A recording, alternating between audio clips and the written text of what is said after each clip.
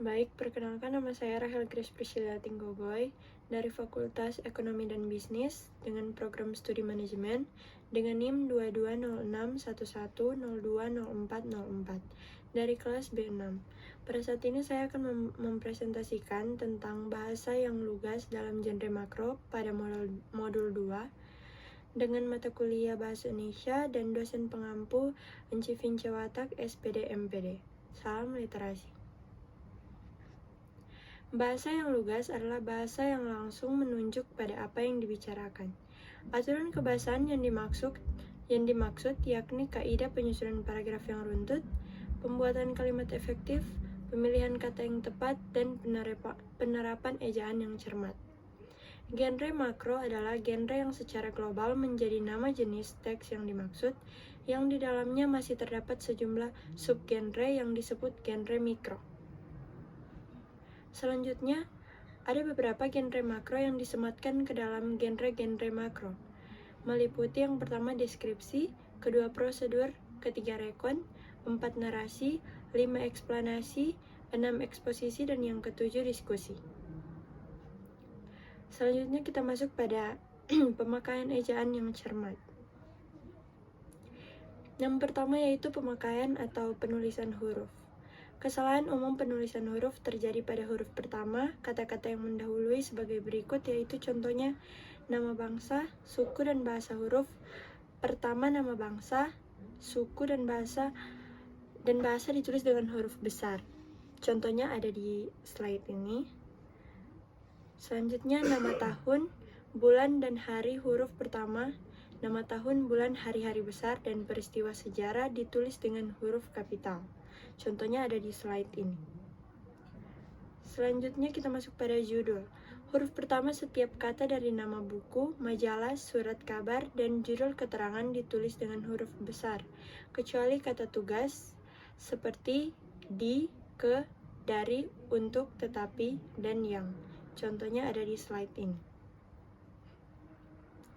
Yang keempat, daftar isi yaitu nomor urut digit terakhir dari suatu daftar isi dan bagian akhir nama. Isiannya tidak perlu dibubuhi tanda titik-titik. Contohnya ada di slide ini. Yang kedua yaitu penulisan kata. Kekeliruan penulisan kata biasanya berkenaan dengan kata turunan, proklitik, ke, dan di kata depan yang sering tertukar dengan imbuhan partikel pun. Kata turunan, proklitik, ku dan kau, kata depan ke dan di, dan partikel pun. Yang ketiga yaitu penulisan unsur serapan. Dalam perkembangannya, bahasa Indonesia menyerap unsur-unsur dari berbagai bahasa lain, baik dari bahasa daerah ataupun dari bahasa asing, seperti bahasa Sanskerta, Cina, Arab, Portugis, Belanda, dan Inggris. Yang keempat ini pemakaian tanda baca. Maaf, ada tipu. Selanjutnya ada pilihan kata atau diksi. Pilihan kata atau diksi pada dasarnya merupakan hasil dari upaya memilih kata tertentu untuk dipakai dalam suatu tuturan bahasa. Pemilihan kata dilakukan apabila tersedia sejumlah kata yang artinya hampir sama atau bermiripan. Dari senarai kata itu dipilih satu kata yang paling tepat untuk mengungkapkan suatu pengertian.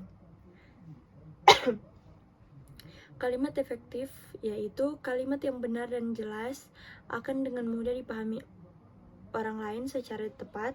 Kalimat yang demikian disebut kalimat efektif. Untuk dapat mencapai keefektivitas, kalimat efektif harus memenuhi syarat berikut. Yang pertama kesatuan, kedua kepaduan, keparalelan, ketepatan, kehematan, dan kelogisan. Yang selanjutnya ada paragraf atau alinea. Paragraf atau alinea adalah satuan bentuk bahasa yang biasanya merupakan hasil penggabungan beberapa kalimat. Namun alinea semacam itu jarang dipakai dalam tulisan ilmiah, yaitu syarat-syarat pembentukan paragraf. Yang pertama ada kesatuan paragraf dan yang kedua ada kepaduan paragraf. Yang kedua ada letak kalimat topik. Sebuah paragraf dibangun oleh beberapa kalimat yang saling menunjang dan hanya mengandung satu gagasan pokok dan dijelaskan oleh beberapa gagasan penunjang. Gagasan pokok dituang ke dalam kalimat topik atau kalimat pokok, dan gagasan penunjang dua-dua ke dalam kalimat-kalimat penunjang.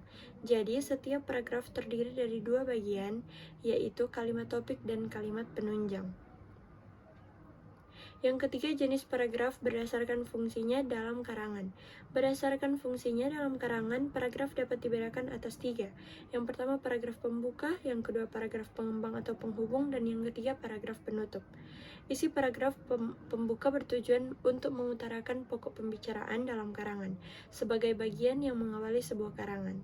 Paragraf pembuka harus dapat difungsikan, yang pertama mengantar pokok pembicaraan, yang kedua menarik minat dan perhatian pembaca, dan yang ketiga menyiapkan atau menata pikiran pembaca untuk mengetahui isi seluruh karangan. Selanjutnya contoh-contoh dan ilustrasi, inti permasalahan dan uraian pembahasan adalah isi sebuah paragraf pengembang.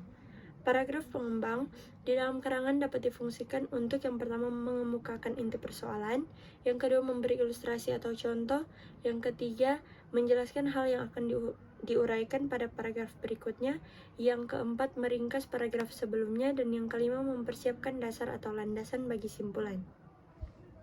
Selanjutnya, paragraf penutup berisi simpulan bagian karangan atau simpulan seluruh karangan.